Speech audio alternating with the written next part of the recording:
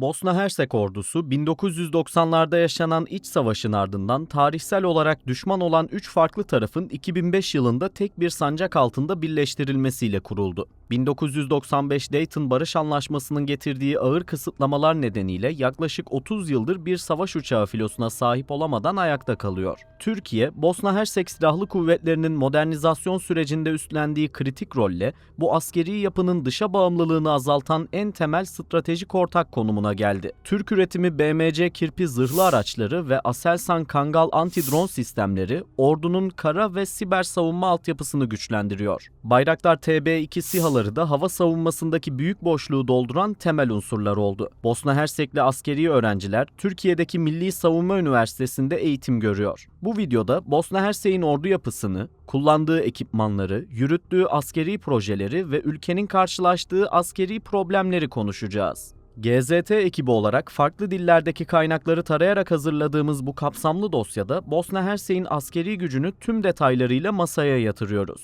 Sizlerden 3 milyona uzanan yolculuğumuzda kanalımıza katılmanızı ve abone olmanızı istiyoruz. Ayrıca bir sonraki videomuzda hangi orduyu görmek istediğinizi yorumlarda belirtin lütfen. Hazırsanız başlıyoruz.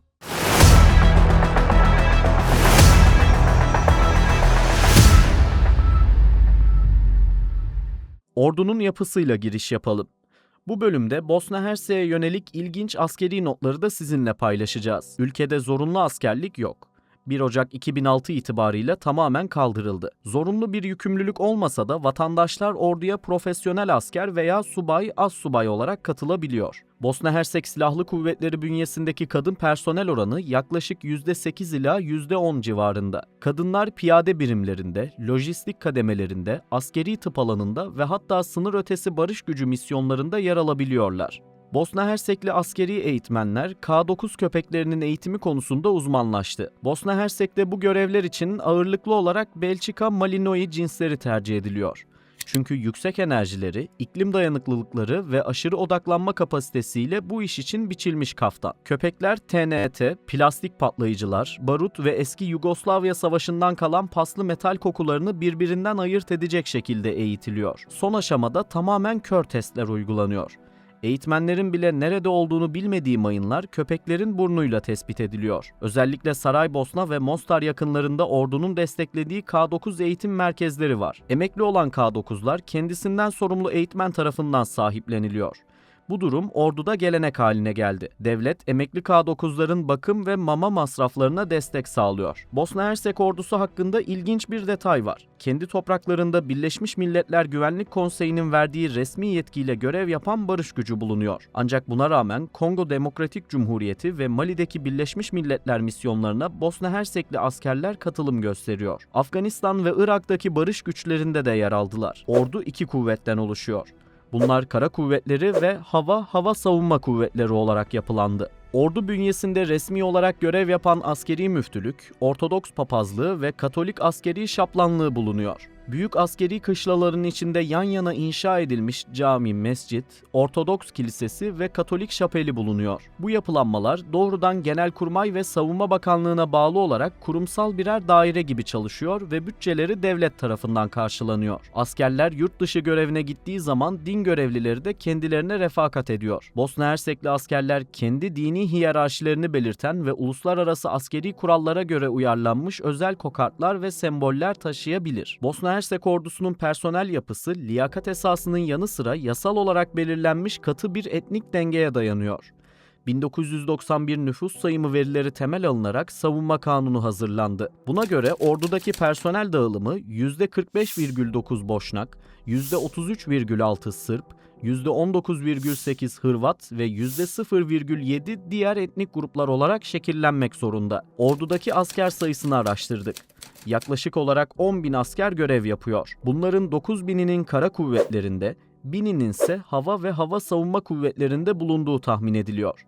Bosna Hersek yasal sınır sebebiyle 10.000'in üzerinde asker bulunduramıyor. Bosna Hersek ordusunun giydiği askeri kamuflajlar, botlar ve koruyucu yelek gibi ekipmanların büyük bir kısmı Türk Silahlı Kuvvetleri tarafından temin edildi. Ordunun tek bir başkomutanı yok. Anayasa uyarınca başkomutanlık görevi Bosna Hersek Cumhurbaşkanlığı Konseyi tarafından kolektif olarak yürütülüyor. Konsey başkanlığında Deniz Beçirović bulunuyor. Kendisi Boşnakları temsil ediyor. Željko Komšić ise Hırvat üye olarak yer alıyor. Željka Tisvijanović de Sırpların temsilcisi olarak bulunuyor. Konsey üyeleri 4 yıllığına seçilir. Ancak konsey başkanlığı 8 aylık dönemlerle dönüşümlü olarak devredilir. Orduya yönelik herhangi bir stratejik emir verilebilmesi için 3 üyenin de onay vermesi zorunlu. Bosna Hersek'in savunma bütçesi, ülkenin karmaşık siyasi yapısı ve Dayton Anlaşması'nın getirdiği sınırlamalar nedeniyle oldukça düşük bir seviyede seyrediyor. 2020-2026 arasını araştırdık.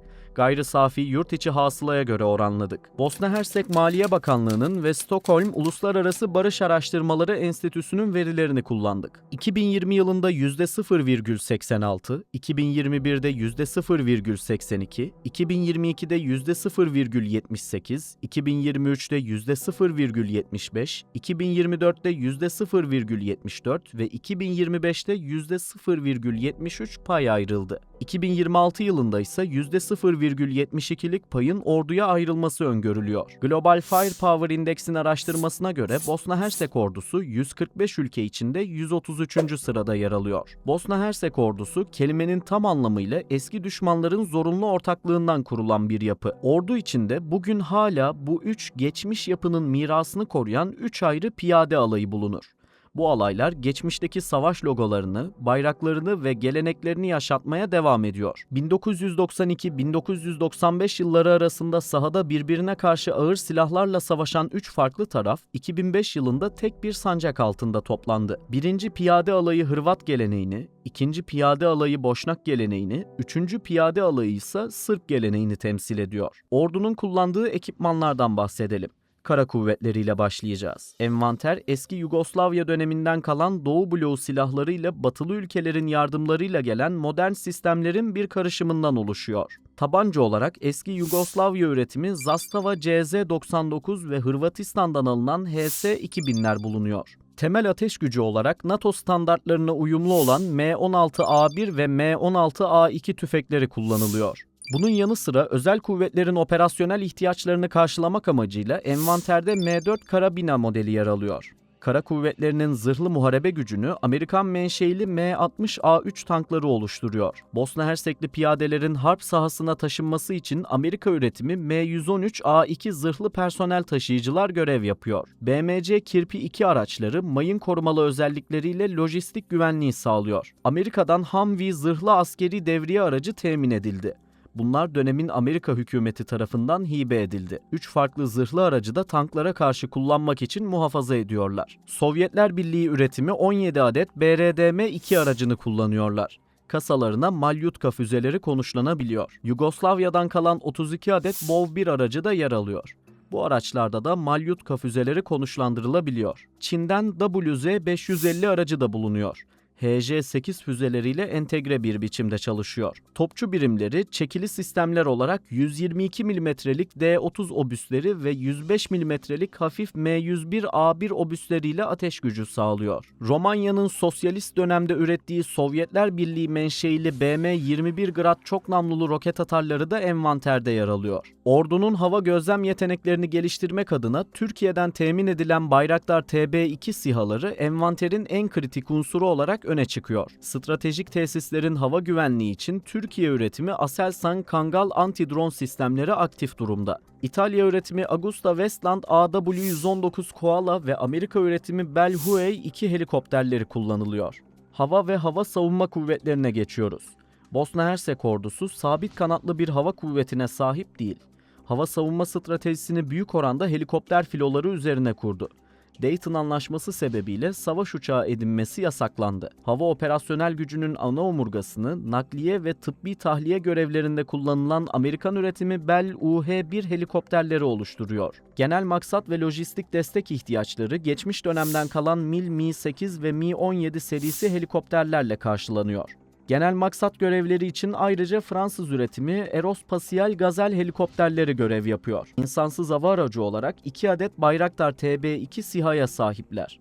Ayrıca 4 adet yeni sipariş verildi. Ülkenin hava savunma altyapısı, alçak irtifa tehditlerine karşı koymak amacıyla temin edilmiş bir dizi sistemden oluşuyor. Omuzdan atılabilir özellikteki 9K-38 Igla, FİM-92 Stinger ve 9K-34 Strela 3 füzeleri bulunuyor. Kısa menzilli hava savunma sistemlerinin tamamı Yugoslavya günlerinden kaldı. Sovyet menşeili 2K-12 Kup, 9K-31 Strela 1 ve 9K Strela 10 sistemleri yer alıyor. Kundağı motorlu hava savunma sistemi olarak M53-59 Pragalar tercih edildi. Dronlara karşı kullanılmak üzere Aselsan tarafından geliştirilen Kangal sistemi hava kuvvetlerinde de bulunuyor. Bu bölümde Bosna Hersek'in yürüttüğü askeri projelerden bahsedeceğiz. Bosna Hersek, geçmişte eski Yugoslavya'nın askeri endüstri kalbi konumundaydı. Çünkü Yugoslav üretiminin yarısından fazlası bu topraklardaydı. Ülkede faaliyet gösteren Pretis, Unis-Ginex ve Binas gibi yerli savunma şirketleri havan mühimmatı, topçu roketleri ve kapsül üretiminde küresel çapta ihracat yapıyor. Kendi topçu ve havan sistemlerinin mühimmat ihtiyacını modernize etme projeleri yürütüyor. Bosna Hersek ordusu NATO ile tam uyumluluk yakalamak amacıyla faaliyetlerine devam ediyor. Bu kapsamda bir hafif piyade taburu NATO standartlarına uygun hale getirildi. Ayrıca NATO'nun savunma kapasitesi geliştirme paketi kapsamında ülkenin siber savunma altyapısını güçlendiren veri sistemleri de devreye alındı. BNT Novi Travnik şirketi Mart 2026'da yaklaşık 33 milyon euroluk tekil ihracat sözleşmesi imzaladı. TRB firması tamamen yerli mühendislikle Despot ve Vihor zırhlı araç projelerini geliştiriyor.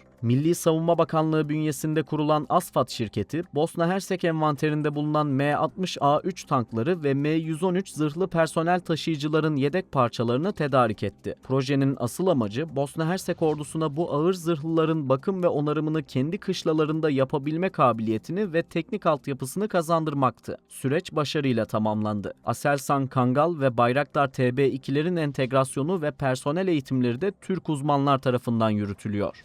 Ülkenin askeri sorunlarından bahsederek videoyu noktalayacağız. Bosna Hersek'in karşı karşıya kaldığı en büyük tehdit dışarıdan değil, içeriden geliyor. 1992-1995 yılları arasında süren Bosna Savaşı'nı resmen sona erdiren Dayton Anlaşması, Bosna için hem barış belgesi hem askeri kısıtlama gömleği oldu. Anlaşma, orduyu savaşabilecek bir kapasiteden arındırıp onu sadece ayakta kalabilecek bir yapıya indirgedi. Tanklar, zırhlı muharebe araçları, ağır topçu sistemleri, savaş uçakları ve saldırı helikopterleri için çok sıkı kotalar belirledi. Eski Yugoslavya'nın dağılan parçaları arasında silah kontrol rejimi kuruldu.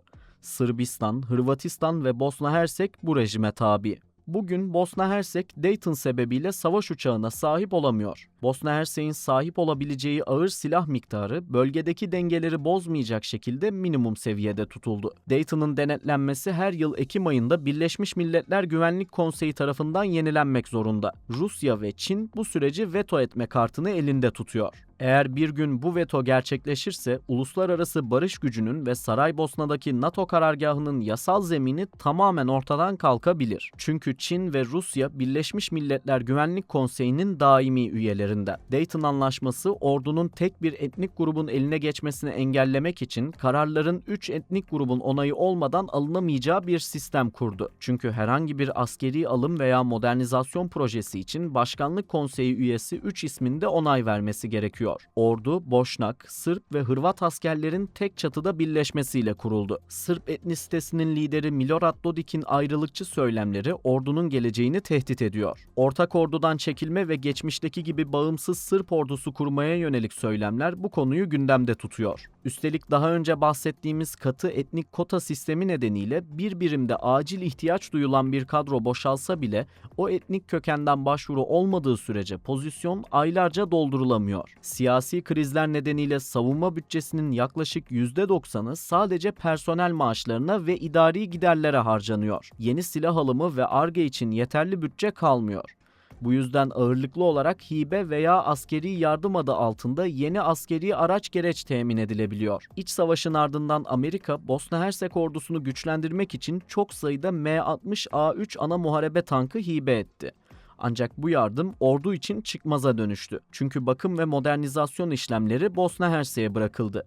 Bütçesizlik sebebiyle tankların üzerinde iyileştirme yapılamıyor. Sonuç olarak Bosna Hersek 3 farklı etnik grubun katı matematiksel kotalarla bir araya geldiği, dünyada eşine az rastlanır askeri yapı olarak askeri literatürdeki yerini alıyor. Diğer yandan kendi topraklarında yabancı barış güçleri devreye gezerken, Kongo'dan Kıbrıs'a kadar dünya genelindeki misyonlara asker ihraç etmesi, ülkenin en büyük jeopolitik paradoksu olarak öne çıkıyor. Bu sıkışmışlık içinde Türkiye ile yürütülen savunma işbirliği, ordunun modernizasyon sürecinde çok kritik bir kırılma noktasını temsil ediyor. BMC Kirpi zırhlı araçlarından Bayraktar TB2 SİHA'lara kadar envantere dahil edilen Türk savunma sanayi ürünleri, ordunun caydırıcılık kapasitesini doğrudan etkiliyor. Dayton Anlaşması'nın getirdiği yapısal kısıtlamalara ve kısıtlı bütçe imkanlarına rağmen Bosna Hersek ordusu K9 mayın arama birimleri gibi alanlarda küresel bir otoriteye dönüşmeyi başardı. Videoyu tamamladık.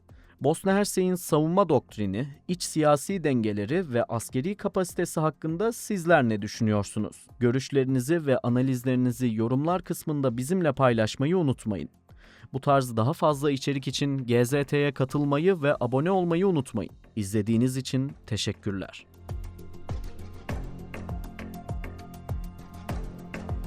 Bosna Hersek ordusu 1990'larda yaşanan iç savaşın ardından tarihsel olarak düşman olan 3 farklı tarafın 2005 yılında tek bir sancak altında birleştirilmesiyle kuruldu. 1995 Dayton Barış Anlaşması'nın getirdiği ağır kısıtlamalar nedeniyle yaklaşık 30 yıldır bir savaş uçağı filosuna sahip olamadan ayakta kalıyor.